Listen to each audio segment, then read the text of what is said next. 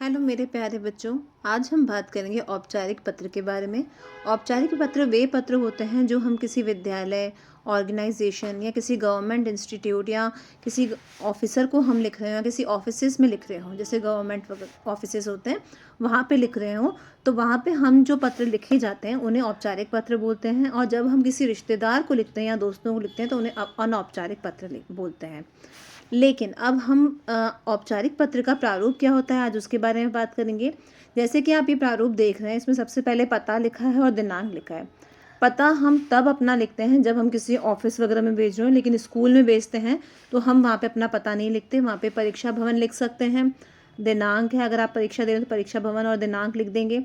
सेवा में जैसे हम प्रधानाचार्य जी को लिखते हैं, फिर उसके नीचे स्कूल का नाम लिख सकते हैं।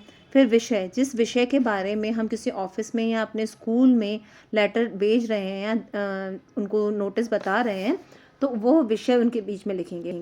जैसे कि किसी बच्चे को अगर छुट्टी चाहिए या फिर किसी ऑफिसर को अपना ट्रांसफ़र करवाना है तो वो विषय में लिख देगा कि मेरे इस विषय के बारे में मैंने ये पत्र लिखा है।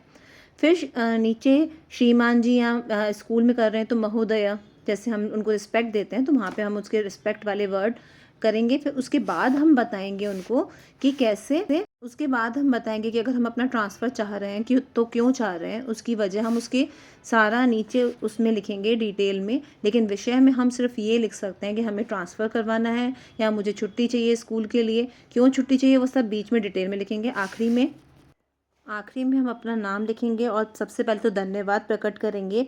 और फिर उसके बाद अगर हम अपने स्कूल में हैं तो कक्षा का नाम लिखेंगे कि हम इस कक्षा में पढ़ते हैं और इस सेक्शन में पढ़ते हैं। जिस ऑफिस में हम काम करते हैं हम उस ऑफिस का नाम लिखेंगे। तो जैसे कि मैं आपको एक एग्जांपल देती हूँ, आप आगे समझिए। हेलो बच्चों, जैसे कि मैंने आपको पहले औपचारिक पत्र का प्रारूप दिखाया, अब उसका उदाहरण के साथ में एक पत्र दिखाती हूँ जिससे आपको बिल्कुल क्लियर हो जाएगा। प्रधानाचार्य को अवकाश देने के लिए प्रार्थना पत्र। सबसे पहले दिनांक लिख दी हमने। दिनांक हम चाहे तो सबसे ऊपर भी लिख सकते हैं और महोदया से पहले भी लिख सकते हैं। फिर लिखेंगे सेवा में।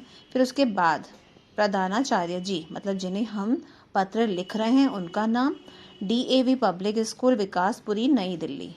अब हम उन्हें संबोधित करते हुए, मतलब उन्हें रिस्पेक्ट देते हुए कौन सा शब्द यूज़ करेंगे? महोदया। सविनय निवेदन है कि, मतलब हम आपसे सविनय निवेदन कर रहे हैं कि कल दोपहर में विद्यालय से आने के बाद ही मेरे सिर में तेज दर्द होना शुरू हो गया। शाम होते होते मुझे तेज बुखार हो गया। मतलब यहाँ पे आपका सब्जेक्ट आएगा, एक तरीके सब्जेक्ट जो आपने ऊपर मेंशन किया है महोदय से पहले आप सब्जेक्ट भी मेंशन कर सकते हैं।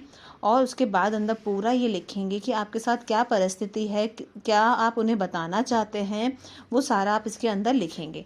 जैसे इसने मांगा है कृपया मुझे 4 दिनों का अवकाश दीजिए, 6/7/20 मतलब 2024 से लेके 9/7/2024 या 23 तक मुझे अवकाश दीजिए, प्रदान करने की कृपया करें। अब उसके बाद यहाँ पे लिखेंगे सधन्यवाद।